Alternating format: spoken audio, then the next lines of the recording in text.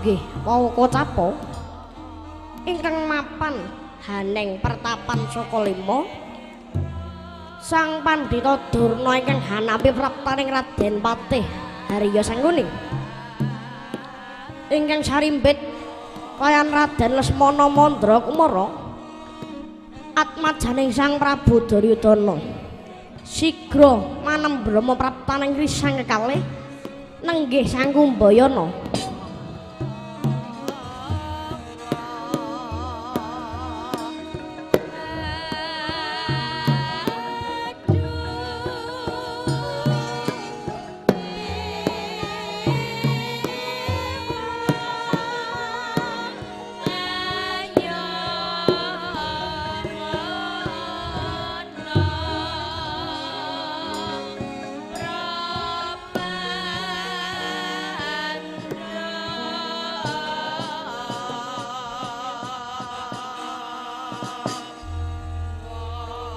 Anjrah ingkang puspita rum kasliring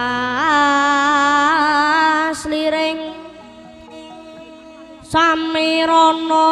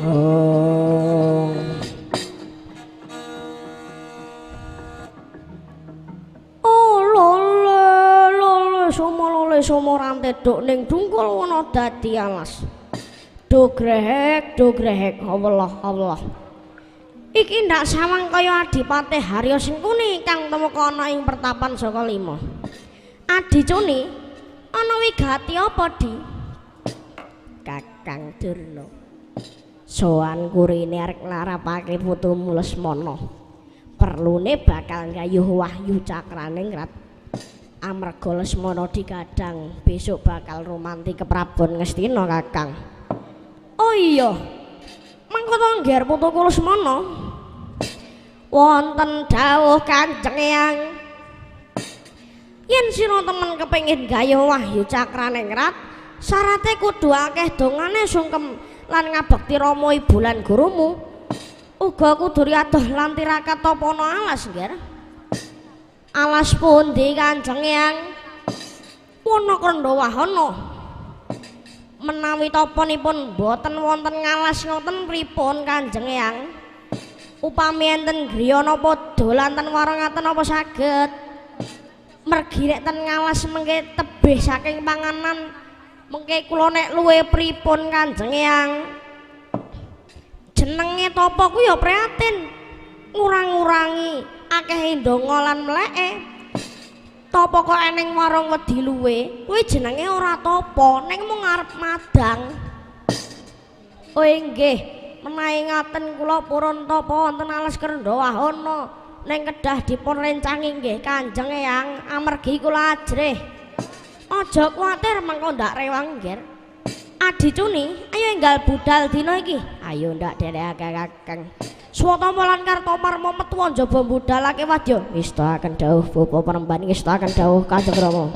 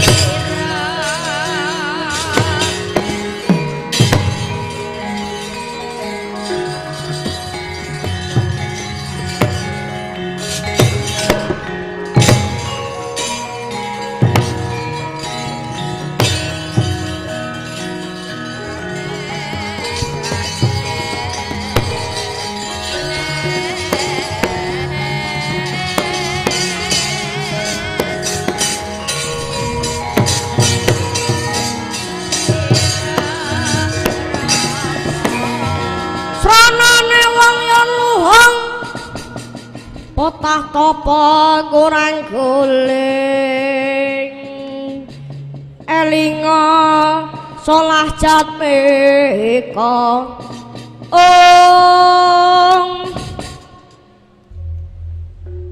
mangkota siwa Anoman lan Paman Setyaki lho nggih wonten dawuh Ger lho nggih wonten dawuh Nak Mas aku nampa dawuh saka Kanjeng Rama Dewaji dina iki kenen gayuh Wahyu Ratu sinebut Wahyu Cakraningrat ingkang mengkono aku wangi-wangono ya Anoman inggih Ger ngestaken dawuh seweling kula dados sipating muda niku ampun sok kibir mundhak kabur ampun sok sombong mindak aber Ger ya wa tak estokake apa sing dadi welinganmu ayo budal wa monggo kula dherekaken Ger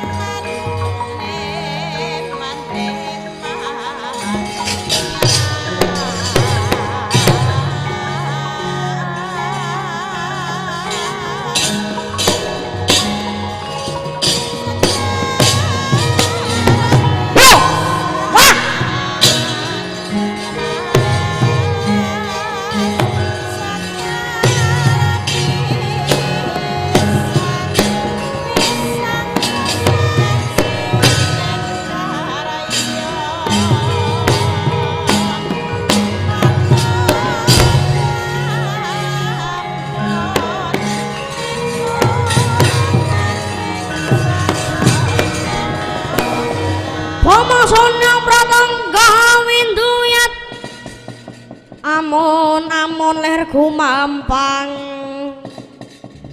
meletik mancolot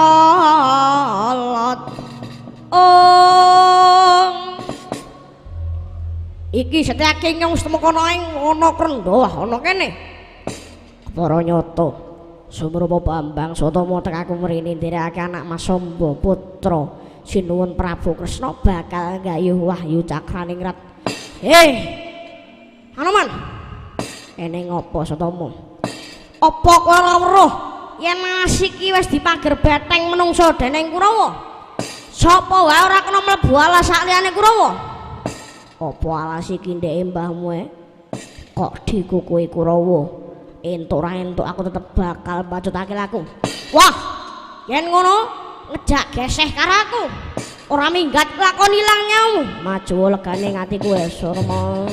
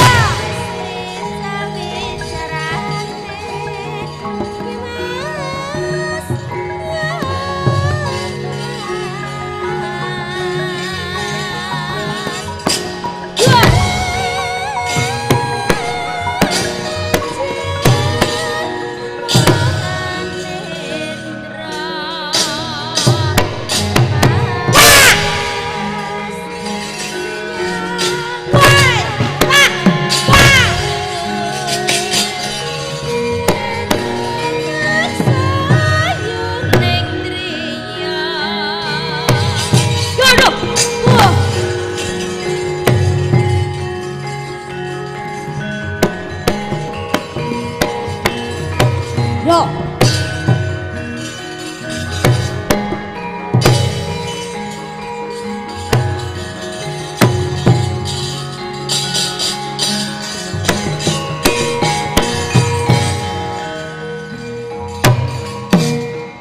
Sopo iki? Sedaki. Was. Yo. Hei. Dua. Dua. Dua. Dua. Dua.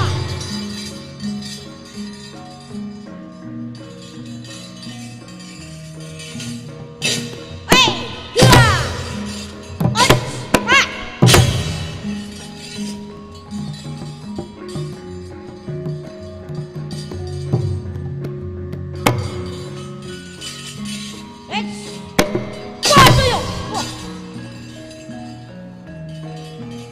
Loh, kade ketek. Iya. Pas.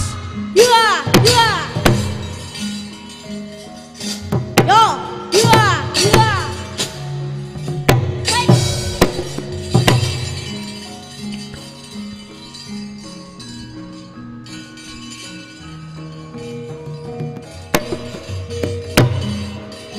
Yo, dua. Baik, baik, dua.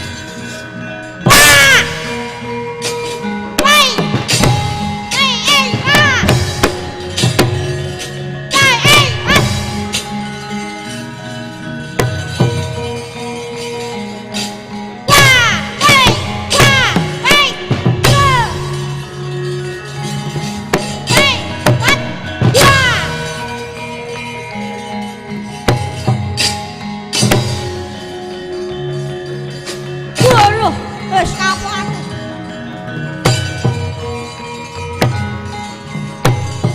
Oh, lore.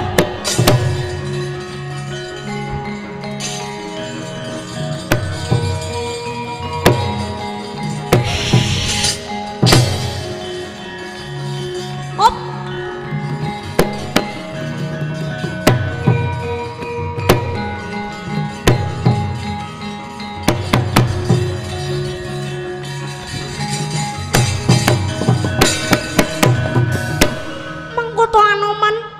Kepiye Begawan Durna? Leren dhisik aja mbok terusake anggonmu perang mungsuh Kurawa ya, Man. Kawula dani sapa sing miwiti penemban? Ya, aku ngrumangsani pancena Kurawa sing salah. Jenenge wong gayung Wahyu, wiwit biyen sing wenang milih ki wahyune dudu menungsane. Syukur yen Begawan Durna isih eling. Ya, kang mengkono ayo padha ndadar katrimaning urip. Aku duwe jagol semono, kowe duwe jago sombo. Endi sing entuk wahyu liyane ora kena meri ya, Man? Ayo Begawan Durna disawang bareng-bareng sapa sing kewahyon ki engko.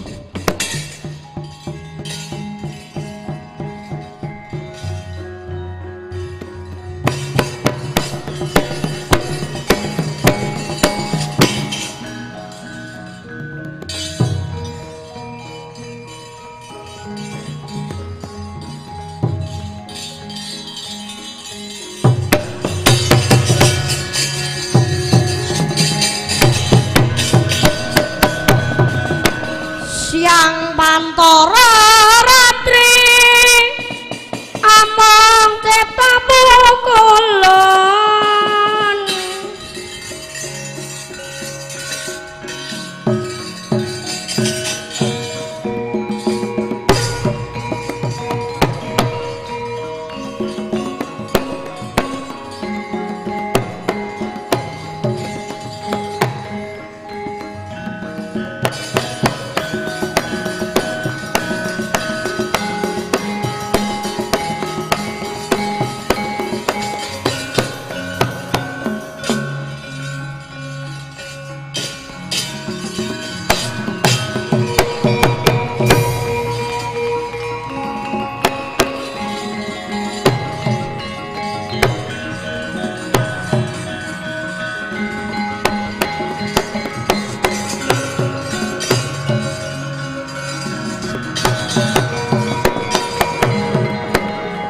konjang ganjing langit kelap-kelap katon lir kene janging sang maweh gandrung hing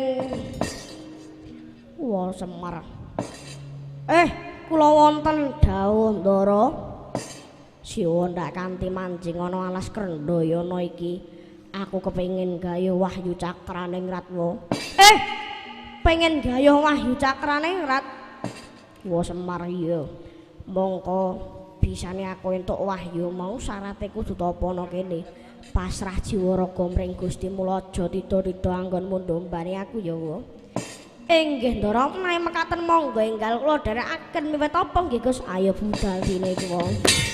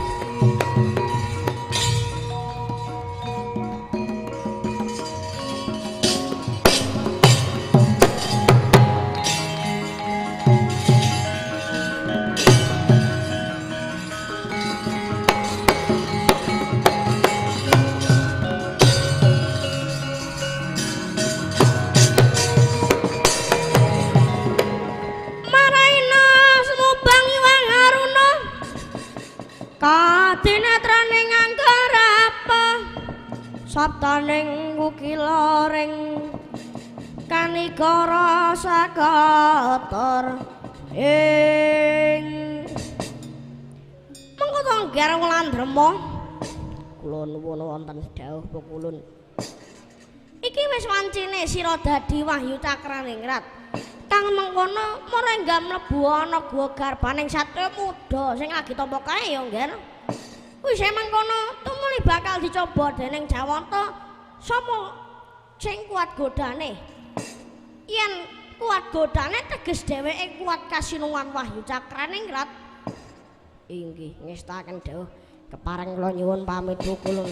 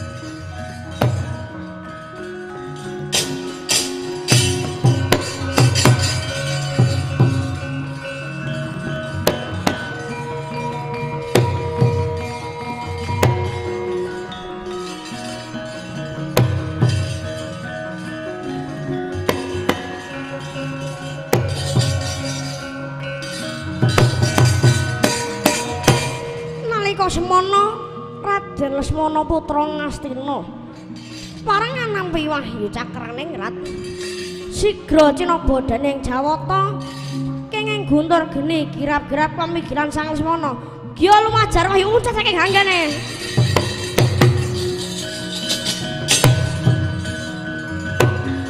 wah wah wah wah waduh kanjeng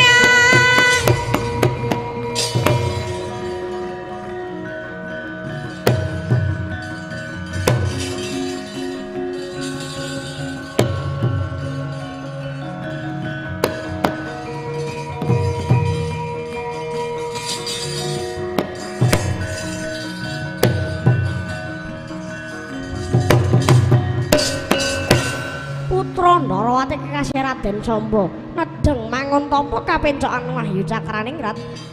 Sigra Cinaba dening Jawata ketaman Guntur angin kendang saking papan Wahyu uncal saking angene.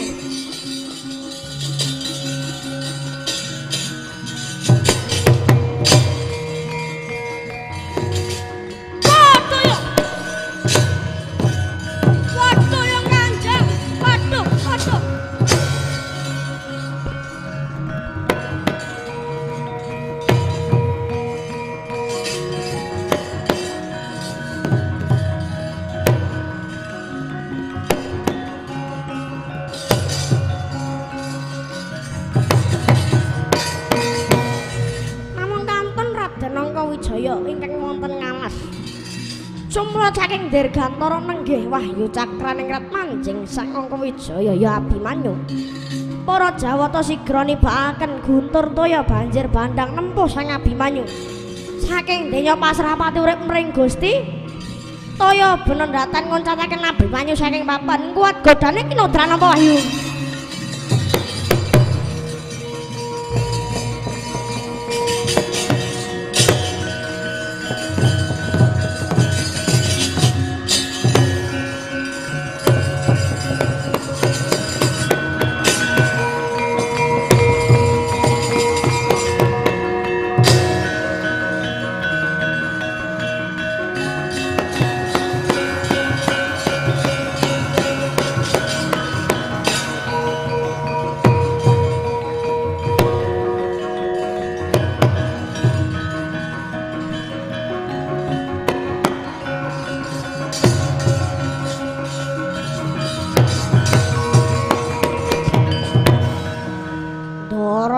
Wijaya kepiye Semar.